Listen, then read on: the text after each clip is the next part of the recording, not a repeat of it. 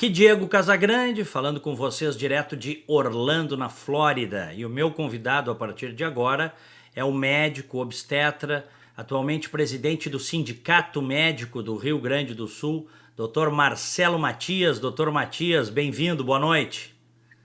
Boa noite, é um prazer falar contigo. Fazia tempo que não fazíamos esse programa. É Eu fico verdade. feliz de estar contigo e com a nossa audiência aí, sempre é muito importante. Muito obrigado. Olha, eu quero lhe cumprimentar porque eu só ouço referências positivas em relação à sua gestão aí no Sindicato Médico. Sua gestão com seus pares, com a sua equipe, a equipe que vocês montaram. E já fecharam quantos meses, doutor Matias? Olha, nós estamos no meio do nosso nono mês aqui já, de trabalho incessante, é uma coisa fora do comum, Nono mês? mas o mais nono mês, porque a gente entrou literalmente no dia 1º de janeiro, né? Então a gente vai acompanhando aí todos os meses do ano. E a gente pode dizer que são 9 meses e 23 dias, podemos dizer Bom, assim. nasceu, o senhor é obstetra, nasceu a criança então, né? Nasceu é um pós-data já. É. Mas é muito bacana, é um trabalho bastante instigante. Ele é cansativo no sentido que ele é uma dedicação 24 horas por dia. Eu sempre costumo dizer que as mamães que ganham seus bebês, elas entram num plantão que não termina quando começam a dar de mamar, e a criança só vai deixar elas dormirem em paz com meses e meses, às vezes anos, e, portanto, eu respeito muito as mulheres nesse período, que é um período muito especial, e o nosso, dentro das devidas proporções, e certamente até mais tranquilo que a amamentação, mas o nosso trabalho também é um trabalho de 24 horas, a gente realmente não para, é Uhum. impressionante, mas é instigante, é desafiador, é bacana, a gente tem muito orgulho do trabalho que a gente está fazendo lá, e ele agradece muito, como sempre, não só pelo espaço, mas pelo reconhecimento do esforço, que às vezes a gente precisa também ter. Agora, 9 meses não dá para arrumar a casa muito desarrumada, né? É um início, mas demanda tempo. Olha, como eu tenho um compromisso público de não concorrer à reeleição como presidente, vou cumprir, porque eu sempre acho que promessa é feita para ser cumprida. Eu digo o seguinte, que essa primeira gestão do nosso grupo, que eu espero que ela se reeleja depois, mas a primeira gestão vai ser uma gestão de mudança completa de filosofia, então isso a gente já imprimiu, mudança completa de gestão, isso a gente está imprimindo, ele é gerúndio, porque a gente vai descobrindo passo a passo determinadas coisas, mas também é uma mudança de cabeça, quer dizer, quando a gente tem uma estrutura grande, são 170 funcionários, é um conjunto de médicos de 75 pessoas, a gente precisa imprimir uma filosofia para que todo mundo trabalhe em nome de um bem comum, que é os médicos, a medicina e a saúde, num aspecto maior. E a gente tem conseguido isso, mas eu tenho certeza que é um trabalho para muito mais de uma gestão. A gente ser egocêntrico a ponto de que vai achar que vai resolver tudo e vai obter só vitórias, a gente já está num caminho errado. Portanto, a gente tem que ter noção de que é um processo, é um trabalho, não é um fim. Mas é muito bacana, eu quero te dizer isso assim, eu nunca tinha tido uma posição de tanto potencial de poder resolver, de poder opinar, de poder estar presente para dar o meu trabalho em nome de uma filosofia, e eu fico muito satisfeito em poder executar o trabalho, porque eu acho, sim, que em vários momentos a gente tem vitórias importantes que não teriam sido obtidas se não fosse em cima de um grupo grande de médicos com grande qualidade, mas também em cima de um grupo de colaboradores dentro do sindicato, que é, sem dúvida alguma, muito acima da média. Tenho muito orgulho pelo grupo que se tem lá dentro e pelo que a gente tem potencial e vai executar ao longo dos próximos anos. Uhum. Doutor Marcelo Matias, deixa eu lhe fazer uma pergunta antes de entrar em outros temas que eu anotei aqui. Nós tivemos algumas reformas aí, veio a reforma trabalhista, veio o fim da obrigatoriedade do imposto sindical. Isso teve reflexos no Sindicato Médico do Rio Grande do Sul? Ele teve reflexos, mas é importante a gente entender que os reflexos ali são um pouco menores, porque o grosso do faturamento do sindicato é em cima do associativismo, e mais do que isso, nós somos contrários, por filosofia, ao imposto sindical. Uhum. Mesmo que não tivesse havido a reforma, nós, de qualquer forma, interromperíamos a cobrança do imposto sindical dentro do sindicato. Isso é fácil de fazer, bastava, se fosse legal, descontar da mensalidade que o médico sócio paga, portanto não haveria dificuldade nisso. E a gente é contrário porque a gente acredita que indivíduos livres tomam melhores decisões. Perfeito. Portanto, livre do imposto, livre da imposição do governo para dizer que ele tem que me dar dinheiro. Quem é sócio porque vislumbra a possibilidade de benefícios, acredita na nossa ideia, ou, de qualquer forma, acredita no futuro do sindicato. Por isso, para nós, é muito melhor ter um sócio que é sócio por desejo do que um sócio por imposição do governo. E são quantos médicos hoje sindicalizados no Rio Grande do Sul? Olha, a gente tem acima de 14 mil sócios. Eu digo que esse número é difícil de dizer diariamente, porque essa é uma coisa importante. A gente tinha, historicamente, sempre se dizia que tinham 16 mil sócios no sindicato médico. Entretanto, uma das coisas que fizemos foi avaliar numericamente a realidade disso. E havia um conjunto muito grande de médicos que já não eram mais sócios, mas eram assim contabilizados. E foi muito mais complexa a obtenção desse número do que parece. E eu explico. Por incrível que pareça, Diego, a gente tem uma estrutura grande com um poder financeiro para fazer investimento. Tinham programas, por exemplo, de computador, não sei se tu conhece, não sei se eu posso dizer aqui publicamente o nome, mas por favor. Programa TOTS, um programa de gerenciamento que faz o gerenciamento financeiro, mas também faria o gerenciamento de sócios, que era utilizado apenas em um mínimo pedaço para dizer que se tinha, mas grande parte da contabilidade do sindicato era feita em cima de tabelas do Excel apagáveis para o mês seguinte, inclusive a contabilidade dos sócios. Então, para a gente descobrir apagadas, sócios apagadas, é muito complexo esse processo, e eu não estou falando em público aqui com qualquer medo de ser cobrado, é uma absoluta verdade, tanto que a gente recentemente teve a Assembleia de Prestação de Contas da gestão anterior e as contas foram reprovadas, literalmente por uma dificuldade de auditoria. Inclusive, nós fizemos a Assembleia de Prestação de Contas, as contas foram reprovadas e encaminhamos para os entes adequados, Ministério Público, Polícia, para que possam ser investigados adequadamente por causa disso. Então, isso é da questão de contas, mas também foi para a questão do número de sócios, porque tinha um número muito grande de sócios que, pelo próprio estatuto, não podem ser considerados sócios. Sócios que já tinham morrido, sócios que tinham parado de contribuir há 2, 3 anos, mas que não eram tirados da contabilidade porque era ruim falar a verdade. Como eu prefiro falar a verdade, eu aprendi, Diego, uma coisa importante, que a verdade, a mentira, ela acalenta o momento e condena o futuro. Então, eu prefiro dizer a verdade, pode ser ruim no momento, então alguém vai me acusar politicamente de que eu tenho menos sócios hoje do que tinha quando a gente assumiu, sim, mas eu no futuro vou poder dizer que eu tenho o número correto de sócios, que o número de contribuintes é esse, e, portanto, eu posso ter a clareza para dizer para a sociedade e para os meus próprios sócios que o meu faturamento é em cima do número correto e não em cima de uma estimativa que tem objetivo político de não dizer que se perdeu. Como eu sempre digo, a verdade é o melhor argumento que existe. Perfeito. Doutor Marcelo Matias, o que é que está acontecendo, na sua opinião, de médico com Porto Alegre na área da saúde? Eu estou aqui, mas estou acompanhando essas coisas todas. O IMESF acabou, né, que cuidava da saúde da família. Houve uma grita nos postos, quase 2.000 pessoas que trabalhavam, atuavam através desse instituto foram dispensadas, né, ou algo assim. O senhor até pode me esclarecer, mas eu tenho lido aí, porque não dá para brincar com saúde, né? Não dá para brincar com saúde. As pessoas, principalmente as pessoas mais pobres, quando elas precisam, o cara tem que ir no posto, tem que ser atendido. Ele não tem uma segunda chance. Então eu quero lhe ouvir a esse respeito. O que está acontecendo na nossa cidade, na nossa Porto Alegre? Olha, é importante a gente entender a história disso, né, Diego? Quando a gente começa errado, a tendência é que dê errado. Uhum. Então, o que aconteceu na saúde, da estratégia de saúde da família de Porto Alegre foi o seguinte: primeiro tinha a FAURGS, e a FAURGS foi considerada ilegal. Por que ela foi considerada ilegal?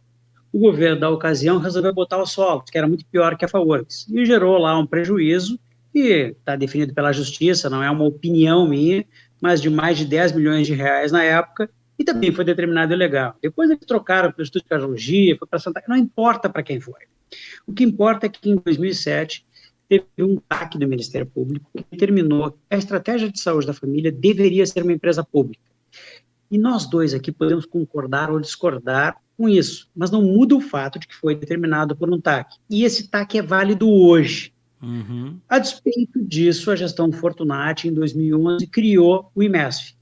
E o IMESF foi criado e imediatamente denunciado por um conjunto de entidades, vários sindicatos, mais a Abraçus, entraram com processo judicial pedindo exatamente que se cumprisse o TAC e fizesse uma empresa pública para fornecimento de saúde da família, da estratégia da saúde da família.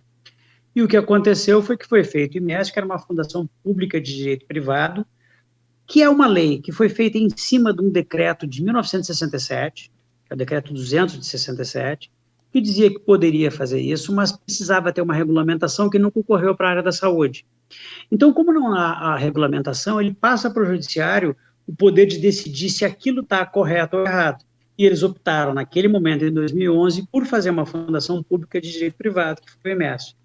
Então, todos os funcionários do IMESF fizeram um processo seletivo, entraram no IMESF e, na verdade, receberam agora, quando esse processo foi julgado em 2013, e já aqui no Tribunal de Justiça, foi para o STF, e receberam a notícia de que a ministra Carmen Lúcia determinou simplesmente o cancelamento do CNPJ do IMESF e a eleição de todos os funcionários. Então, eu sempre digo o seguinte, quando uma coisa aconteceu errada em 2011, e todos os governos de 2011 a 2019 sabiam que isso estava errado, todos os governos que não tomaram uma conduta para resolver esse problema nesse período, erraram. E isso inclui governos anteriores ao governo Marquesan e inclui o governo atual do prefeito Marquesan. Todos erraram. Quando houve essa determinação, na verdade, nem chegou ainda, entre aspas, o oficial de justiça, quer dizer, não houve a ordem para a prefeitura emitir as demissões.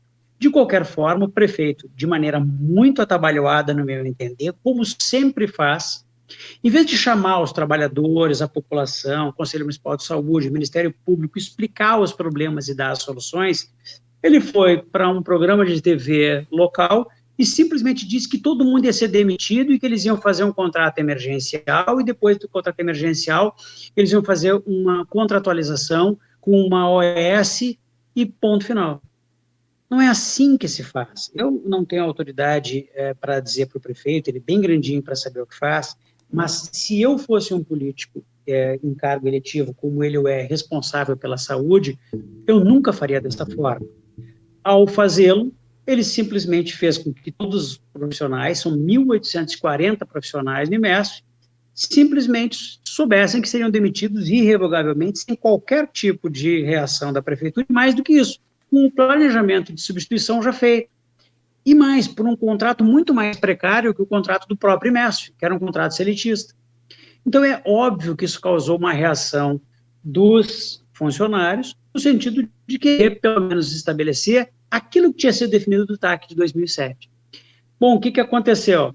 Aconteceu que o prefeito foi para a televisão, dizendo que tinha certeza que não iria acontecer nada, que não é verdade, ele não pode dizer isso, deu problema, hoje 67 postos estavam fechados, mas mais do que isso, ele deu uma entrevista para um jornal local, dizendo que se os funcionários não fossem, é porque eles tratavam, os funcionários do IMESF tratam a população como gado. Olha, Diego, eu não sou político, mas eu devo inferir que não é um bom discurso para um político para tratar de pessoas que estão sendo demitidas sem qualquer tipo de negociação, simplesmente porque resolveram se contrapor a uma demissão dessa, injusta. Mais do que isso, ele disse que valeria a um policial armado se contrapor à autoridade do governo como se fosse uma chantagem, alguma coisa dessa forma. Então, a manifestação foi impiorável. Quando a gente diz que a manifestação foi impiorável, a gente vai para a Câmara de Vereadores hoje, teve uma audiência pública, estavam lotadas as galerias, inclusive dos 2 plenários da Câmara de Vereadores, e simplesmente vai o secretário substituto da Saúde e simplesmente diz que os sindicatos foram incompetentes. Simples assim. Então, o que acontece é que a gestão como um todo de Porto Alegre, em vez de buscar a solução, buscou o conflito. A culpa, na verdade, é dos outros, é de todos os outros, de todos os envolvidos, menos da prefeitura. Menos da prefeitura, que teve toda a oportunidade do mundo, durante os 3 anos da sua gestão, de fazer a solução, porque ele sabia, ele disse, está anotado só olhar as reportagens, não tem qualquer risco de falar isso em público, Ele disse que sabia que a Procuradoria tinha avisado para ele desde o início. Olha, quando o indivíduo que é gestor sabe que uma coisa vai acontecer, não toma nenhuma conduta, ele pode pelo menos sofrer a crítica e entender que essa crítica é uma crítica plenamente justificável, que é exatamente isso que eu fiz em primeiro lugar na televisão e hoje no rádio, ao que eu ouvi que eu ignorava o assunto, que eu não sabia nada porque eu não tinha estudado o assunto. Argumentos de autoridade são os piores argumentos. Argumentos agressivos são também maus argumentos. Mas, infelizmente, a prefeitura preferiu ir para uma linha de conflito em vez de uma linha de construção. Então, a Câmara de Vereadores, inclusive vereadores da base, se uniram a todos os profissionais e aos sindicatos. Estive presente numa reunião hoje no gabinete da presidência da Câmara, na Mônica Leal, e vamos traçar estratégias para tentar sensibilizar, em primeiro lugar, o Supremo, para que a decisão não mande fazer a demissão imediata, e sim dê um tempo para que se estabeleça uma solução, e na impossibilidade de negociar com o gestor, que é possível, a gente, pelo menos, tentar estabelecer uma pressão sobre a Câmara de Vereadores, sobre a imprensa e sobre a população, para que eles entendam a importância da manutenção de uma estrutura adequada que cumpra o TAC, porque o mais importante é que tenha um TAC determinando que seja público, e a prefeitura disse textualmente que não o fará. TAC é termo de ajuste de conduta, né? De conduta, entre o Ministério Público e a Prefeitura de Porto Alegre, estabelecido em 2007. Mas é que eu sempre digo que lei do Brasil é uma carta de intenções, não é feita para ser cumprida, né? Então, basicamente, não que um TAC seja lei, antes que alguém me critique por isso, mas, em princípio, todo o TAC deveria ser cumprido. Claro. Deixa eu dizer o seguinte, como esse assunto é um assunto que está efervescente, eu devo dizer que nós estamos gravando esse programa na noite do dia 23 de setembro, tá? Porque daqui a pouco coisas vão acontecer aí nos próximos dias. Para pior, não imagino que possam acontecer, ou podem, doutor Matias. Olha, a única coisa que eu aprendi com a vida é que nada é tão ruim que não possa ser piorado. Portanto, sempre há um espaço para descer a ladeira. Ao fundo do poço sempre tem uma portinhola que nos leva mais para baixo. De qualquer forma, a gente teve um apoio muito grande na Câmara de Vereadores e eu quero pesar um ambiente democrático que se fez na Câmara de Vereadores, mesmo que não sejam todos os vereadores que concordem com a nossa posição, mas o ambiente lá foi um ambiente democrático. E o que a gente quer é trazer a gestão para o debate, porque eu sempre acho que o debate político acrescenta em vez de diminuir. Quantos postos fechados o senhor disse em Porto Alegre? Na verdade, a gente tem um total de 77 postos que tem estratégia da saúde da família feita pela IMES, mas pela contabilidade da própria prefeitura tiveram 67 postos fechados hoje, mas eles amanhã vão estar abertos. Até amanhã vão estar abertos. E é interessante que o prefeito foi para a rádio dizer que todos os funcionários estão pagos. Olha, eu desconheço que a prefeitura pague por dia, e desconheço que a prefeitura tenha algum instrumento para, previamente, imaginar que os indivíduos não iriam ao trabalho hoje em cima disso. Portanto, é óbvio que todos foram pagos no passado. O argumento ele é ruim, porque o fato deles terem sido pagos não muda o fato de que todos ouviram do próprio prefeito que todos serão demitidos, que a solução inclui um contrato temerário e temporário, e que, portanto, eles podem se manifestar em cima disso, e amanhã os postos estarão abertos, normalmente assim ficou definido entre todos os sindicatos. Uhum. O que eu digo, assim, a gente podia saber, pessoas que estão envolvidas na política poderiam saber fazer política com um pouco mais de tranquilidade. Sabe que eu fui para um debate com o prefeito e com o secretário de saúde de Canoas, que é uma cidade que eu tive uma ação muito importante desde o início da gestão, e a primeira coisa que eu disse para eles foi o seguinte: olha, eu prezo muito o ambiente democrático, no qual o prefeito da cidade e o secretário de saúde aceitaram me fazer um debate comigo para tratar de um assunto que é caro para a população. Em Porto Alegre, o prefeito e o secretário pelo menos nunca aceitaram fazer, mesmo que eu tenha os convidado inúmeras vezes um debate comigo. E quando eu estive presente no debate com o secretário, ele esperou ter a última fala para dar um golpe baixo, do qual ele usou de inverdades, cujo objetivo, basicamente, era fazer com que eu não respondesse. Não é da minha natureza não responder, eu respondi, mas não é assim que a democracia deveria acontecer. Uhum. Bom, o prefeito vai à reeleição, muito provavelmente. Essas coisas vão estar no ano que vem presentes, né? Com certeza. Outra coisa, doutor Matias, aproveitando, mudando um pouquinho, O senhor tem acompanhado a gestão Bolsonaro aí também como cidadão brasileiro. Eu gostaria que o senhor tecesse alguns comentários. O que está achando? O governo está lhe surpreendendo positivamente ou não? O perfil do presidente Jair Bolsonaro também. Eu gostaria de lhe ouvir. Olha, eu faço comparações reais do governo Bolsonaro com o governo Trump aí dos Estados Unidos.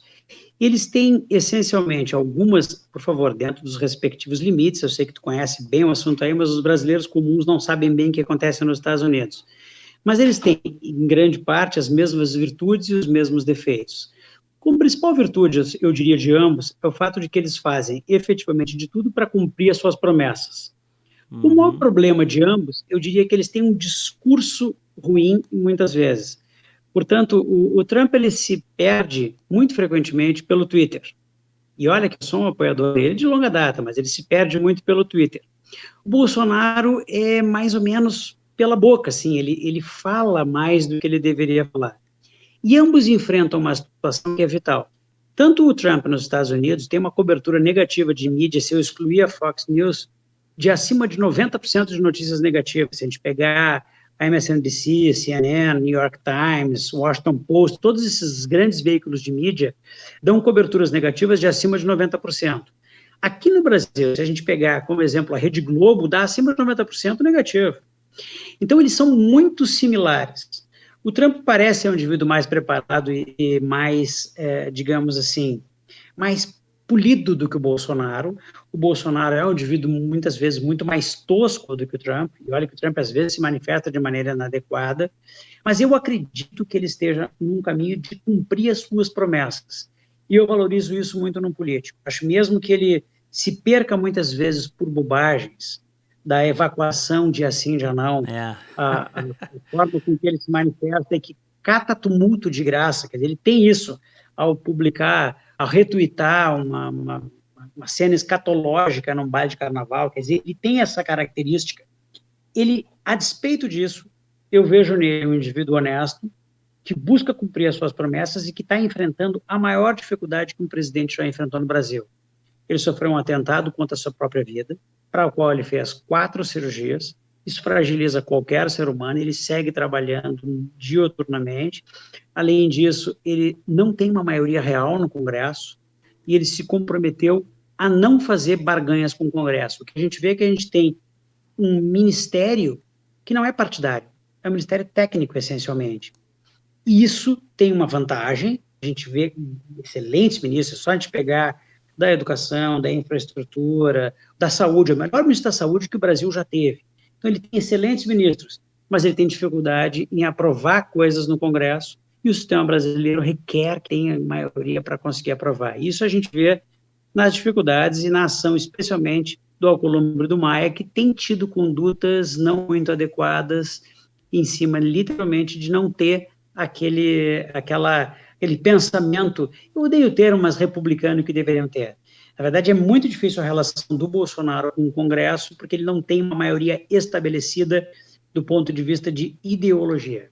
Ele tem uma maioria tênue que flutua conforme o interesse do Congresso naquele momento. Olha, prazer recebê-lo. Grande abraço. Valeu, grande abraço.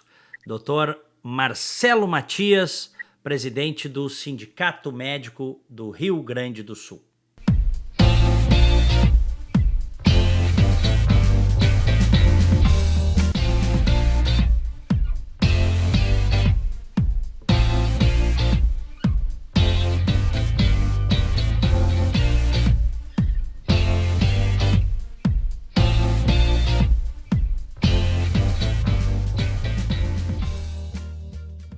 Sistema Fê Comércio RS apresenta a energia que circula, o clima que vira, a força que rola, o aperto que passa, a ideia que troca, a gente que toca, o desejo que anda, o tanto que gera, a vida que gira. Sistema Fê Comércio RS. Com você, a gente faz a economia girar. Com você, a gente faz a vida se movimentar.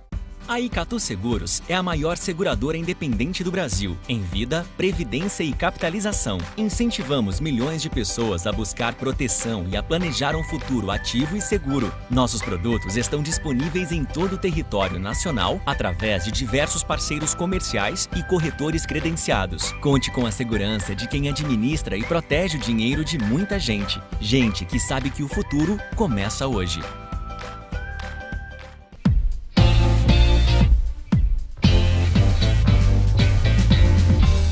Aqui Diego Casagrande, conversando com vocês direto de Orlando, na Flórida, Estados Unidos, no programa Opinião Livre. Quem vai falar conosco a partir de agora é o professor doutor em administração Luiz Marcelo Berger. Professor, bem-vindo, boa noite. Boa noite, Diego, boa noite aos nossos prezados ouvintes aí do programa Opinião Livre, é sempre um prazer estar com vocês. Como é que está o nosso Rio Grande do Sul? Olha, Diego, podemos falar de temperatura, evidentemente, né? Está frio, bastante frio, né? Eu fiz uma brincadeira porque, enfim, comemoramos recentemente o 20 de setembro e o governador queria vender ações do Banrisul para honrar despesas correntes. E acabou micando a operação, né? Acabou não dando certo. O Rio Grande do Sul, a gente falava disso, né, fora do ar, o Rio Grande do Sul insiste, o gaúcho tem uma tara por estatais, eu não consigo entender isso, professor Berg.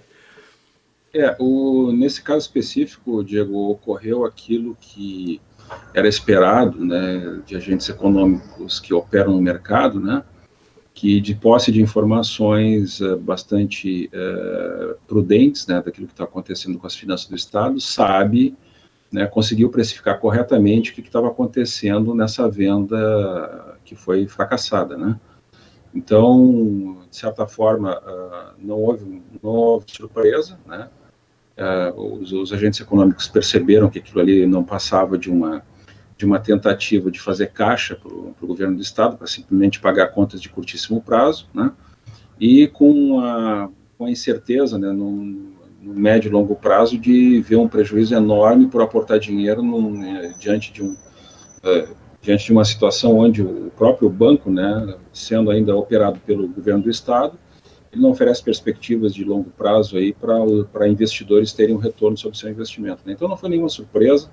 Acho que, de certa forma, isso era bastante esperado e foi bom que acontecesse isso agora, né? De certa forma, preservou o patrimônio público, pelo menos, né, naquilo que se poderia esperar no curto prazo.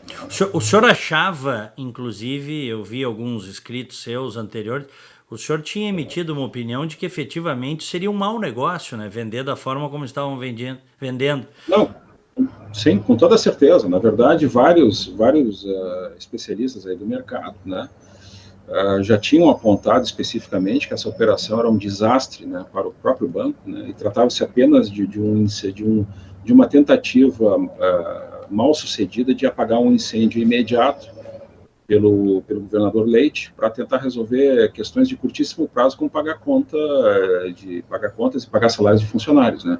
Isso é a essência de uma incompetência, de uma irresponsabilidade administrativa, né, e que foi, se não foi parada judicialmente, né, que deveria ter sido o caso, porque era uma vergonha isso aí, né. Se tentou, né, o Matheus Bandeira foi à justiça, mas não conseguiu, né. Não conseguiu, exatamente, né.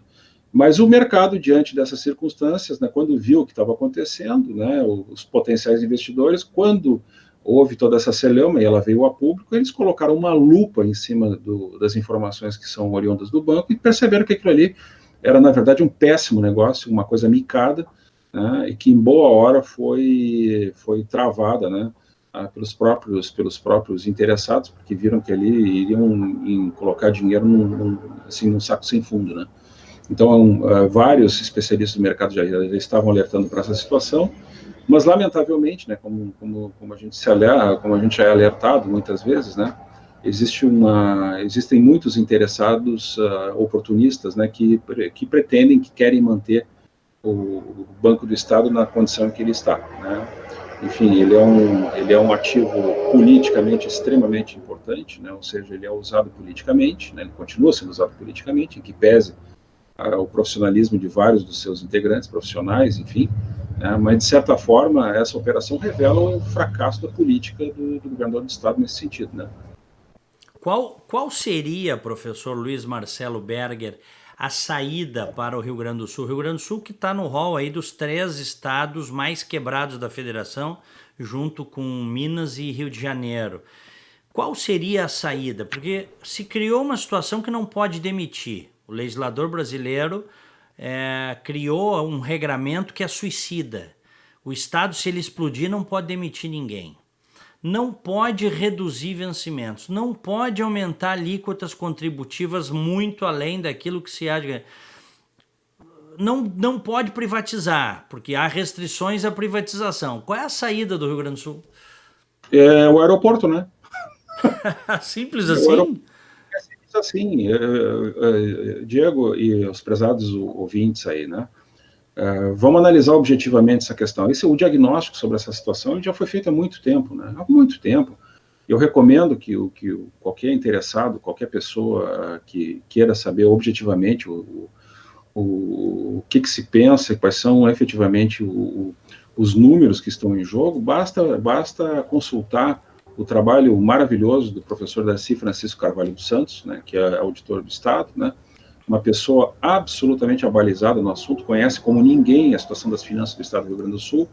Ele tem um blog, é só botar o nome dele, Darcy Francisco, né, Carvalho dos Santos, né, onde ele esmiuça, assim, detalhe por detalhe a situação financeira do Estado e especialmente a estrutura da dívida do Estado do Rio Grande do Sul. A questão é bastante singela, é simples, ela basicamente ela corresponde a uma questão de luta de poder, né? Que nós temos hoje um Estado falido, um Estado fracassado, né, que exaure a renda da parte produtiva do Estado do Rio Grande do Sul via tributos, via regulação, fazendo com que aqueles que queiram investir no Estado, eles, na verdade, como foi o caso agora, né, a gente mencionou antes da questão do Banco do Estado do Rio Grande do Sul, quando eles percebem a verdadeira situação fiscal do Estado do Rio Grande do Sul, a estrutura da dívida, como é que ela é composta, eles saem correndo. Não tem como você alterar essa situação. Se você tem um déficit crônico, permanente, né, e para entender isso, o cálculo é bastante singelo, ou seja, basta a pessoa pensar na economia da sua própria casa. Né? Se você ganha 1.000 e gasta 1.500, de onde que você vai tirar os outros 500? Né? O Estado do Rio Grande do Sul faz isso há décadas. E no mês que vem, você continua ganhando 1.000 e a tua conta vai para 2.000 e no outro mês 3.000 e assim vai, né? E assim vai, até o momento em que eu divido isso com várias pessoas com quem a gente conversa sobre esse assunto, né, Diego? A gente sabe que, na verdade, assim, ó, não vai haver um colapso, assim, uma quebra, salvo alguma coisa assim fora do comum que a gente possa esperar, né, no médio prazo, né? Mas o que a gente pode antecipar, né, que efetivamente já está acontecendo, é o empobrecimento do Estado. Né? O Estado do Rio Grande do Sul é um Estado que está ficando irrelevante do ponto de vista político e econômico no contexto nacional, é um Estado que perdeu completamente sua capacidade de investimento, é um Estado que não tem hoje condições de atrair empresas, de atrair atividade produtiva e criativa, né, inovadora para o Estado do Rio Grande do Sul. Nesse aspecto, basta se cruzar o Rio Mapituba ali para Santa Catarina. Santa Catarina hoje é um estado que está andando muito melhor que o Estado do Rio Grande do Sul, né? Isso para a gente nem mencionar o Estado do Paraná, né? O Estado do Paraná já há alguns anos já superou o Estado do Rio Grande do Sul, e a tendência inexorável, ceteris paribus, né, mantidas as condições que nós estamos vendo hoje, é a perda completa de capacidade, a relevância e a decadência econômica do Estado do Rio Grande do Sul. Por quê? Porque você está afastando cada vez mais investidores, empresas e pessoas que estejam dispostas a arriscar. E é uma coisa que a gente tem que mencionar, porque muitas vezes as pessoas fazem análises equivocadas da realidade, né? No sentido de que agora estão saindo alguns números pretensamente para tentar melhorar o humor das pessoas, dizendo que o número de empresas abertas supera o número de empresas fechadas. Ora, por favor, né? Essa é uma análise totalmente simplista, uma análise até patética, vamos dizer assim, né? Ingênua de uma realidade, porque você tem de um lado, empresas que tinham um know-how, que tinham um conhecimento agregado, conhecimento explícito, conhecimento tácito, né? Uma série de capacidades tecnológicas que foram perdidas ao longo do tempo, e você vai substituir isso por um CNPJ que foi criado há 2 dias atrás. Quer dizer, é simplesmente uma insanidade você fazer uma comparação com essa. E estão usando isso aí como forma de tentar alegrar os incautos e os ingênuos, né, que votaram, né, infelizmente, num projeto que já estava destinado a fracassar, que era infelizmente, que a gente tem que dizer, né, das falsas promessas que foram feitas pelo governador Leite, né, durante a campanha, que a gente já sabia, né, quem acompanha os números do estado do Rio Grande do Sul já sabia que era uma farsa, né, eram números mentirosos, né, era simplesmente uma tentativa eleitoreira, e está aí o resultado, né. Só que nós temos forças muito poderosas dentro do Estado que não querem que as coisas se alterem, até o dia que vai chegar um momento que vai haver um empobrecimento generalizado, né? Como já está ocorrendo, é visível isso, né? A migração de empresas com suas capacidades produtivas e tecnológicas para outros estados da federação, né? Enquanto o Rio Grande do Sul fica estagnado, né?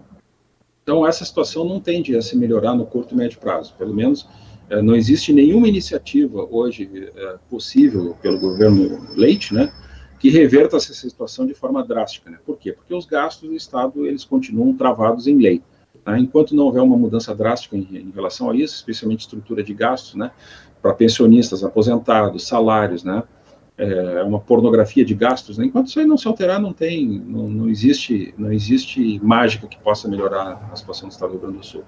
Uhum. Vamos falar agora, professor Luiz Marcelo Berger, de governo Jair Bolsonaro, 9 meses aí de governo. Dá uma nota pro governo Bolsonaro, se é possível. Se é possível. Muito interessante. Eu daria uma nota a 6,5 a 7. Tá? Por que isso? Porque o que está acontecendo, Diego, nós temos que separar a situação, digamos assim, panfletária, né, midiática do governo Bolsonaro, com aquelas outras iniciativas que a gente tem acompanhado com mais detalhe, né, de diversos profissionais que estão trabalhando no governo Bolsonaro. Vamos mencionar rapidamente, né, 3 personagens, né, que é o ministro Guedes, o ministro Tarcísio e o ministro Paulo Moro, né, Sérgio Moro, perdão. Para não falar de outros ali, né, a gente pode até pegar outros personagens, né, outros agentes públicos que estão trabalhando no governo Bolsonaro, mas o fato é o seguinte, né, tem iniciativas que estão sendo feitas por parte do governo Bolsonaro que são, assim, extraordinariamente fortes no sentido de tentar reverter a situação do país no curto prazo, tá? O que ocorre é que você tem hoje, dentro da estrutura de poder, uma luta desenfreada para tentar amealhar, né, digamos assim, o máximo possível de rescaldos e o máximo possível de lucro diante de uma situação conflagrada que você só pode modificar por lei, né? E o fórum para você modificar qualquer coisa por lei é o Congresso Nacional. E o Congresso Nacional, como já é sabido, ele tem um perfil lamentável, talvez seja uma das piores composições do Congresso na sua história, né? E eles estão vendendo muito caro, né, quaisquer modificações que sejam necessárias para tirar o país desse atoleiro que foi enfiado pela organização criminosa que governou o país nos últimos 14 anos. Né? É muito difícil fazer isso, realmente é muito difícil. A questão é saber até onde eles estão dispostos a apostar, né, eventualmente apostar no caos, ou deixar as coisas do jeito que estão, vis-a-vis uma situação global de extrema competitividade, onde você tem países, nações e continentes que estão se desenvolvendo barbaramente, fazendo investimentos maciços em conhecimento e tecnologia para gerar prosperidade e riqueza. Não é o caso do Brasil.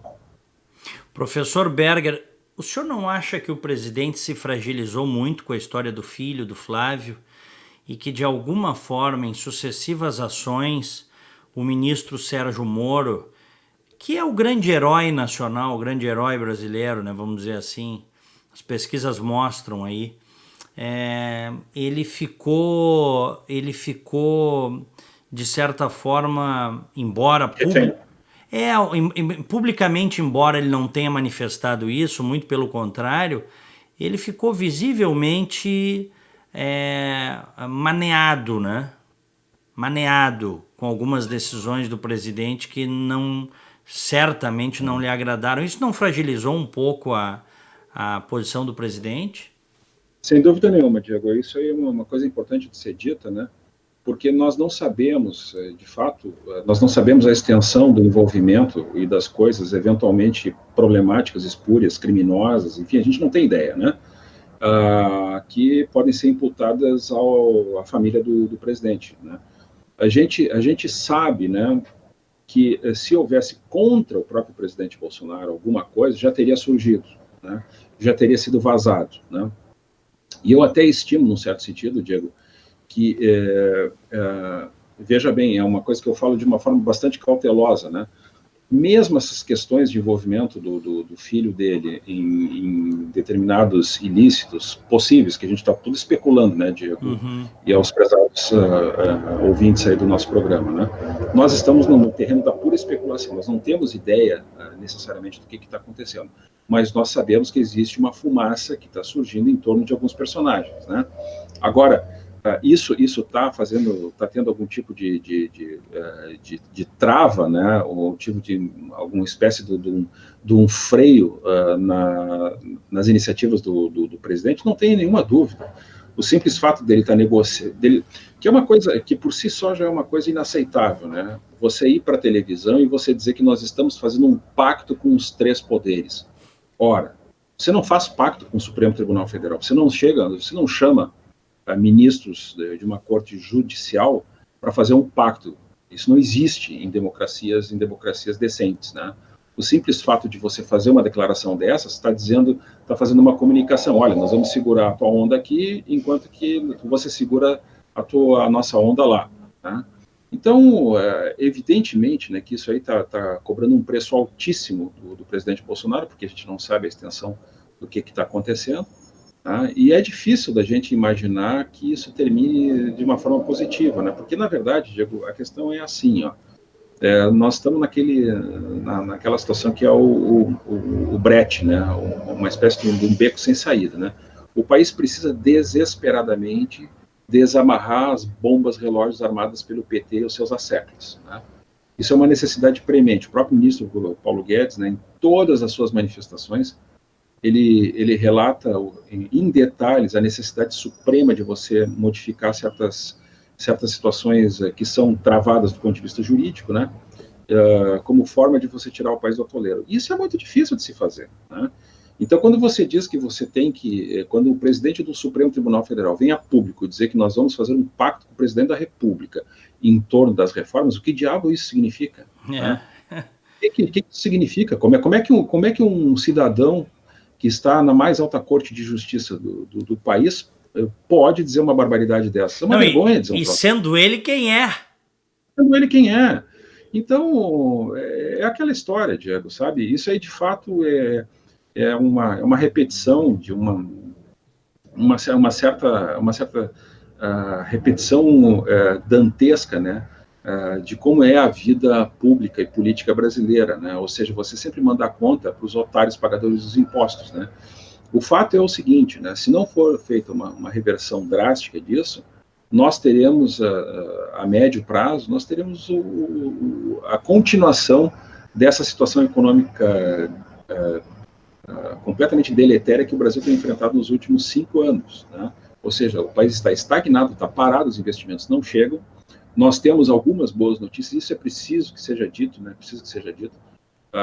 Algumas iniciativas de investimento externo estão chegando por conta de expectativas boas que estão sendo geradas por outras iniciativas do governo Bolsonaro, especialmente em termos de privatização, em termos de reformas de infraestrutura, coisas que não estão aparecendo muito na mídia, porque esse é outro detalhe que tem que ser dito, né, Diego? Nós temos uma guerra hoje, né? Nós podemos até dizer, num certo sentido, que não existe mais imprensa no Brasil, né? Que o que a gente tem hoje são jornalistas, né? Nós temos jornalistas e nós temos a grande imprensa brasileira hoje, ela deixou de ser imprensa e passou a ser militante, né? Ela passou a ser uma militância panfletária, né? Abominável, vergonhosa, né? uma coisa assim que eu confesso que eu não me lembro, nos meus mais de 50 anos de vida, eu não me lembro de ter visto nada parecido na história brasileira. Tá? E eu sou ávido leitor de jornais, revistas, de política, enfim, de informações desse tipo, né? Há pelo menos 40 anos, ou seja, eu ponho aí 40 anos consumindo notícias e vendo como é que o texto, né, ele é relatado em termos de reportagem, de análise, e aquelas coisas que nós estamos acostumados a fazer. E, de fato, não existe precedente, até onde eu me lembro, das barbaridades que estão sendo cometidas pela chamada extrema imprensa. Né? Hoje nós podemos definir que existe uma extrema imprensa, sim, no Brasil, que corresponde a muito mais de 90% de todos os veículos de comunicação que estão operando no país. Né? O que seria essa, na sua opinião, essa extrema imprensa? Eu entendo o seguinte, Diego, existe um conluio, né, de diversos órgãos, né, de imprensa, primeiro por várias razões. Uma delas é uma razão ideológica, né, porque as redações brasileiras hoje, elas são lotadas de militantes de extrema esquerda, são lotadas, a formação brasileira hoje nas faculdades de humanas, especialmente, né, não só de jornalismo, ela é uma formação enviesada, é uma formação completamente equivocada, e ela favorece, infelizmente, né, um conjunto de ideologias fracassadas, né, e que são hoje o mainstream das ideias que são veiculadas tanto do ponto de vista da imprensa brasileira, como especialmente na academia e em vários outros veículos institucionais brasileiros. Né. Isso é uma coisa que foi construída nos últimos 40, 50 anos, isso não começou agora, é bom que se diga, isso não começou no governo do presidiário Lula, né, que, aliás, diga-se de passagem, fazendo um pequeno parênteses, ele pode ser solto a qualquer momento, né? Existem fortes pressões para que isso aconteça, né? Vamos ver até que ponto as instituições brasileiras vão reagir a isso, né? Não sei se vão reagir de uma forma assim um pouco mais vigorosa, né? Mas isso começou logo depois do golpe de 64, quando os militantes de extrema esquerda eles foram empurrados para dentro das faculdades, para dentro das escolas brasileiras, e começaram a enfiar na cabeça das pessoas, né, essas ideias nefastas, assassinas, né, desgraçadas, né, que desgraçaram tanta gente no mundo inteiro, que hoje encontraram um abrigo praticamente fértil e seguro no Brasil, né, e principalmente por causa das modificações legislativas, né, que transformaram, né, praticamente toda a administração pública do país numa coisa monolítica, protegida por uma coisa chamada direito adquirido, e que faz com que toda e qualquer modificação institucional no Brasil seja extremamente difícil de ser feita. Isso é um problema sério, né? É muito difícil de resolver. Porque os países que deram certo, eles conseguiram reformar suas instituições. E quando isso não foi possível, foi na guerra mesmo. O caso americano aqui é clássico, né? Exatamente. Houve um determinado momento que eles foram para uma guerra civil, porque tinha uma parte do país, aliás, essa é a chaga da história americana, tinha uma parte do país que não aceitava abolir a escravidão. E aí eles foram pro pau, né? Como se diz no popular. Exatamente. Só que no Brasil você não consegue reformar. Isso seria, se você ir para uma ruptura dessa ordem, seria uma coisa muito drástica. Em alguns países foram, outros não precisaram ir para reformar suas instituições. Agora a gente não consegue reformar as nossas, né? Elas vão ficando piores. É muito difícil, Diego. Vamos pegar dois exemplos fora dos Estados Unidos para demonstrar o poder, três exemplos que a gente hoje conhece no mundo, né? Quer dizer, poderia até ser mais de três, à medida que eu vou falando, eu vou me lembrando de outros casos, né? Nós temos o exemplo de Singapura, né? Singapura hoje é o grande entreposto de comércio, de desenvolvimento de tecnologia, é um dos grandes hubs mundiais de conhecimento, né? Nós temos a Austrália, que vai completar seu 27º ou 28º ano de crescimento ininterrupto, ou seja, quase 3 décadas de crescimento econômico, paz e prosperidade, um país extremamente parecido em várias questões com o Brasil, mas completamente diferente em termos institucionais, né? Nós temos o caso da Nova Zelândia, né? A Nova Zelândia, puxa vida, Nova Zelândia fez uma reforma institucional que estava falida, né? Nos anos 80, né? A primeira-ministra Robinson, na época, né, foi responsável por uma das mudanças mais drásticas de um Estado completamente paternalista, um Estado praticamente socialista, por assim dizer, para uma economia de mercado que desregulamentou uma série de atividades, né, e transformou a Nova Zelândia hoje num dos maiores, melhores países para se investir, para se morar na face da Terra, né? Indicadores de qualidade de vida da Nova Zelândia estão sempre entre os 5 melhores do mundo, né? Isso foi feito em 30 anos, né? Nós podemos ver a questão da China, né? A China, que tem duas questões que devem ser analisadas em conjunto. A questão política, a China nunca deixou de ser uma ditadura, e tem a questão econômica, né? O que a China fez nos anos 70, né? Nos anos 70 com Deng Xiaoping? Fez uma reforma brutal, né, para tentar liberar a economia de mercado, porque eles leram, né, os grandes clássicos, né, que trabalharam sobre isso, que foi Mises, Hayek, né, toda a escola austríaca, né, todo aquele ferramental. Não, eu vi, professor Berger, um documentário, faz uns anos, isso acho até que está nas redes aí, deve estar no YouTube, um documentário da TV francesa, um dos caras mais lidos nas escolas de economia do Partido Comunista, Milton Friedman. Milton Friedman, é evidente. A questão, Diego, ela não é ideológica nesse aspecto, tá? Qual foi a preemência que ocorreu para o Partido Único Comunista lá da China? Foi a visão de que se eles não fizessem uma modificação drástica, eles iam ter uma catástrofe humanitária sem precedentes, muito maior do que aquela que o Mao Tse-tung já tinha causado. Mao Tse-tung provocou milhões e milhões de mortes, era um assassino, era um genocida, né, um psicopata genocida, assim como todo comunista, né? Todo comunista, ele é um genocida psicopata por ação ou por omissão, vamos deixar bem claro, não existe comunista bom, né?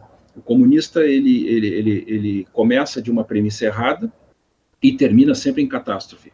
O que eles perceberam? Eles perceberam que eles tinham que ter alguma solução para os milhões de chineses que estavam morrendo de fome nos campos, né? Porque a economia centralizada, qualquer economia centralizada, é a receita para o desastre, para a catástrofe. Então eles leram os clássicos, né? Eles foram lá para a escola de Chicago e leram o que se escrevia.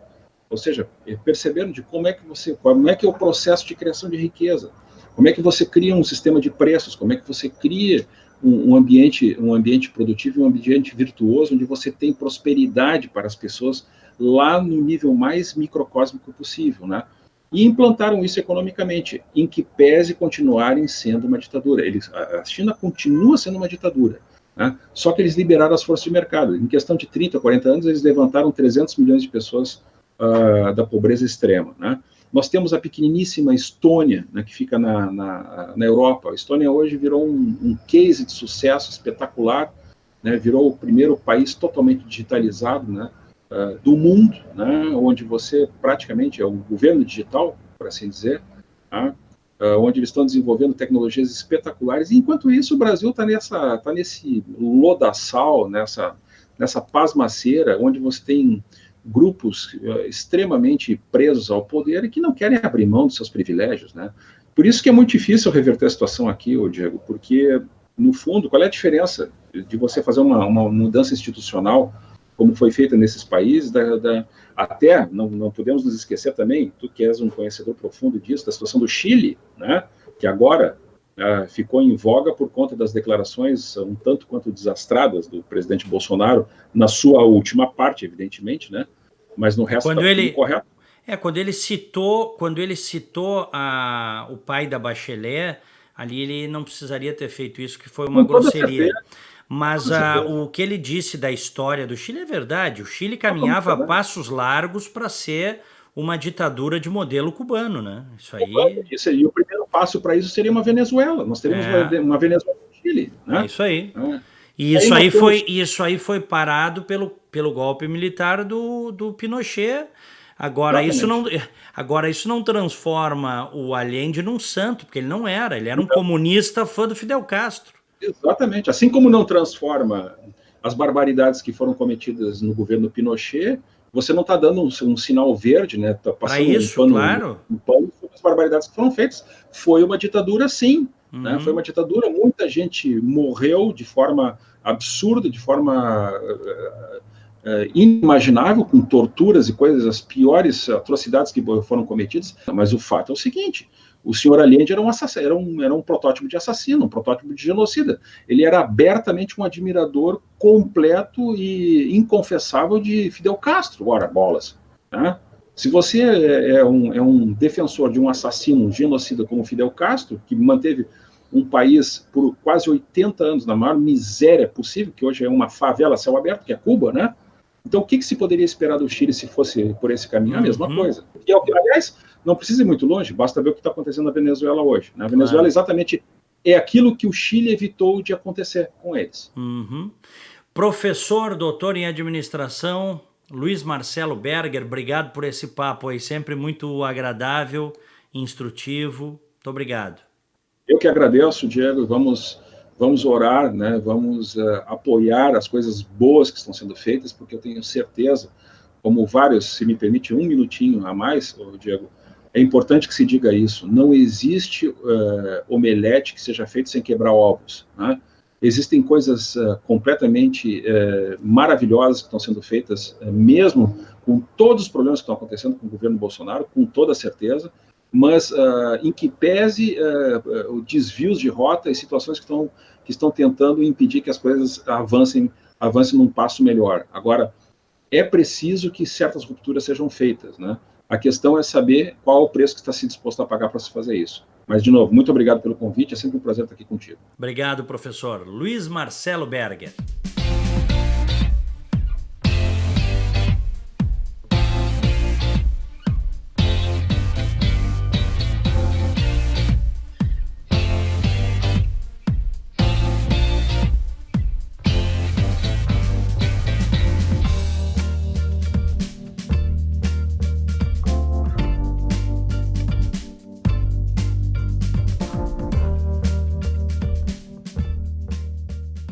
A Icatu Seguros é a maior seguradora independente do Brasil, em vida, previdência e capitalização. Incentivamos milhões de pessoas a buscar proteção e a planejar um futuro ativo e seguro. Nossos produtos estão disponíveis em todo o território nacional, através de diversos parceiros comerciais e corretores credenciados. Conte com a segurança de quem administra e protege o dinheiro de muita gente. Gente que sabe que o futuro começa hoje.